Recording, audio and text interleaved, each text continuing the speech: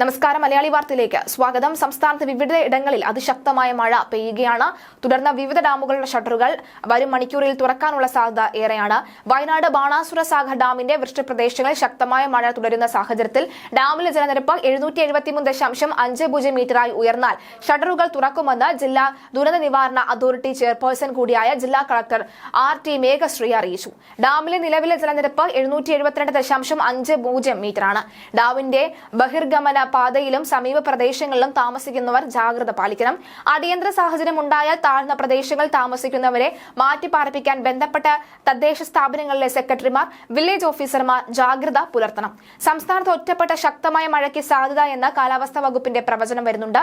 വടക്കൻ കേരളത്തിൽ കനത്ത മഴ തുടരും. കാസർഗോഡ്, കണ്ണൂർ, വയനാട്, കോഴിക്കോട്, മലപ്പുറം ജില്ലയിലാണ് അതിശക്തമായ മഴ മുന്നറിയിപ്പുള്ളത്. വടക്കൻ ഛത്തീസ്ഗഡിന് മുകളിൽ ചക്രവാത ചുഴി നിലനിൽക്കുന്നുണ്ട്. വടക്കൻ കേരള തീരം മുതൽ തെക്കൻ ഗുജറാത്ത് തീരം വരെ ന്യൂനമർദ്ദ പാത്തിയുണ്ട്. ഇതിന്റെ ഫലമായിട്ടാണ് സംസ്ഥാനത്ത് മഴ സജീവമായത്. ഈ മാസം 31 വരെ ശക്തമായ മഴയ്ക്കും ഇടിമിന്നലിനും സാധ്യതയുണ്ട്. കോട്ടയം ഉൾപ്പെടെയുള്ള ജില്ലകളിൽ പുലർച്ചെ മുതൽ ശക്തമായ മഴയാണ്. ഉയർന്ന തിരമാലയ്ക്ക് സാധ്യതയുള്ളതിനാൽ കണ്ണൂർ, കാസർഗോഡ് തീരങ്ങളിൽ പ്രത്യേക ജാഗ്രത വേണം. കടൽ കൂടുതൽ പ്രക്ഷുബ്ധമാകാൻ സാധ്യതയുള്ളതായി ദേശീയ സമുദ്രസ്ഥിതി പഠന ഗവേഷണ കേന്ദ്രം അറിയിച്ചു. കേരള തീരത്ത് ചൊവ്വ രാത്രി 11:30 വരെ 2.9 മുതൽ 3.1 മീറ്റർ വരെ ഉയർന്ന തിരമാലയാണ് സാധ്യത. തമിഴ്നാട് തീരത്ത് നാളെ രാത്രി 11:30 വരെ 2.1 മുതൽ 2.6 മീറ്റർ വരെ ഉയർന്ന തിരമാലയ്ക്ക് സാധ്യതയുണ്ട്. ലക്ഷദ്വീപ്, കർണാടക, മാഹി തീരങ്ങൾക്കും ഉയർന്ന തിരമാല ജാഗ്രത മുന്നറിയിപ്പ് നൽകി. മത്സ്യത്തൊഴിലാളികളും തീരദേശവാസികളും പ്രത്യേക ജാഗ്രത പാലിക്കണം.